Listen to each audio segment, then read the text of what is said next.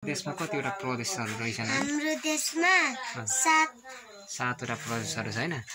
अनि हामी चाहिँ कति नम्बर प्रदेशमा पर्दो रहेछ? हामी 1 नम्बर प्रदेश। 1 नम्बर प्रदेशमा। अनि हाम्रो जिल्लाको नाम चाहिँ के हो नानी? हामी कुन जिल्लाको? हामी इलाम भन्ने। इलाम। हामी इलाम जिल्लाको ल। Hello guys, welcome to back my channel.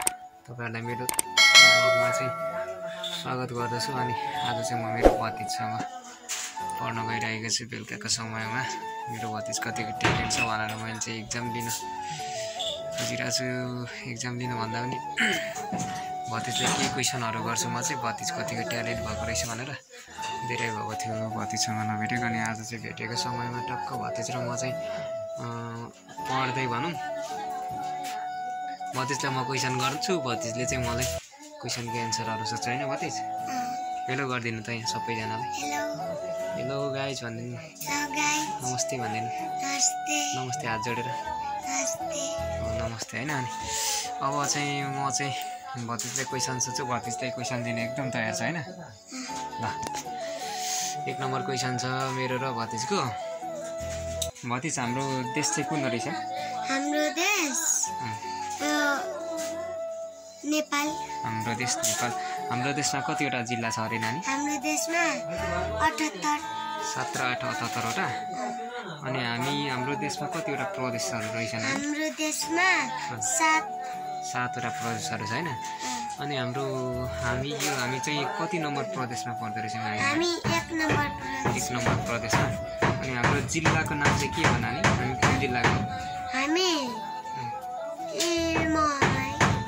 Ilam भन्ने। इलाम। हामी इलाम जिल्लाको ल।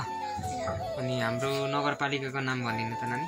हाम्रो नगरपालिकाको नाम जिल्ला माई नगरपालिका। कति नम्बर? 7 नम्बर हैन?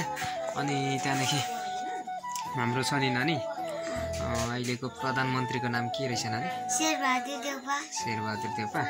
अनि त्यहाँदेखि हाम्रो राष्ट्रपतिको नाम चाहिँ के रहेछ नानी? राष्ट्रपतिको नाम लेडिज थियो नि, लेडिज भण्डारी भन्ने थियो नि।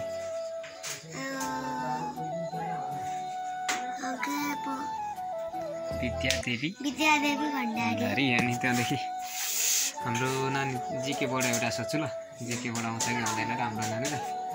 हाम्रो मस्किटो नपाइने देश चाहिँ कुन रहेछ नानी? फ्रान्स। अनि त्यहाँदेखि अर्को कुन क्वेसन गर्छु भने हाम्रो अनि नानी छ नि यो नेपाल देशको। अनि त्यहाँदेखि हाम्रो देशले सहयोग गर्ने छिमेकी राष्ट्रहरू, छिमेकी देशहरू कुन कुन रहेछ? इन्डिया र चाइना।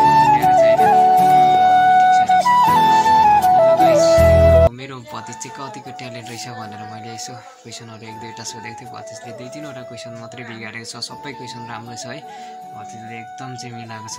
अनि त्यहाँदेखि मेरो भतिज चाहिँ अलिअलि ट्यालेन्ट रहेछ भन्ने चाहिँ मलाई लाग्यो। अब तपाईँहरू पनि आफ्नो सानो नानीहरू छ भने पढाउनु। अनि त्यहाँदेखि सानो नानीहरूलाई दिनमा अब बिहान बेलुका थोरै समय मिलाएर चाहिँ पढ्ने टाइम दिनुहोस् र पढाउने बानी गर्नुहोस्। अनि त्यहाँदेखि बिस्तारै जान्दैछ र नयाँ कुराहरू पनि सिकाउनुहोस्। यस्तै भन्न चाहिँ चाहन्छु। अनि आजको ब्लगमा चाहिँ यति नै। भतिजको र मेरो छोटो अब पढ्यो भने यति नै सकिन्छ। भतिज बाई बाई गरिदिनु सबैजना। By by. यस्तो नि गर्दिनँ।